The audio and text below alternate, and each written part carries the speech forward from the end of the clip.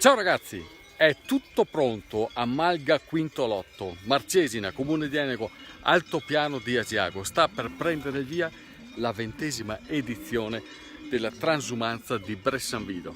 E questi animali che vediamo qui radunati domani partiranno per fare 90 km che li porteranno in 3 giorni da qui, dall'altopiano, fino a Bressanvido. E questo è il giorno dei preparativi. Dovete sapere che prima di partire c'è un grosso lavoro di raduno delle bestiame, perché questi animali non appartengono soltanto a un allevatore, ma a un gruppo di allevatori coordinati da Marino Pagiusco, infaticabile e carismatico allevatore.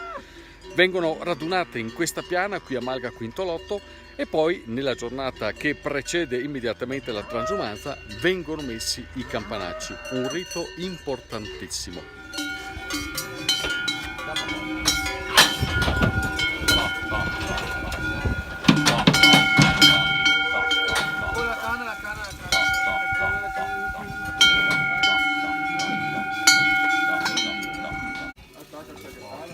Prova a guardare stretto poco, va bene.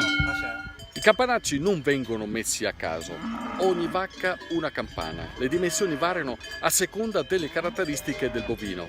Le vacche che hanno più forza o sono strutturalmente più portate ovviamente avranno una campana di dimensioni maggiori, quelle più piccole invece dovranno avere delle campane con dimensioni più contenute. Ma perché è importante mettere i campanacci e soprattutto danno fastidio alle vacche? Nego, ma alle vacche che dà fastidio le campane? No, anzi, le vacche le carica, le campane carica le vacche, quando che ha le campane su, le si sente importanti, le cerca sempre di andare davanti, le cammina, le si caricate. Le cammina con le cavate? Sì, pazienza, sì. 90 km ragazzi, però forse non li faccio a piedi, anche se lui non è d'accordo.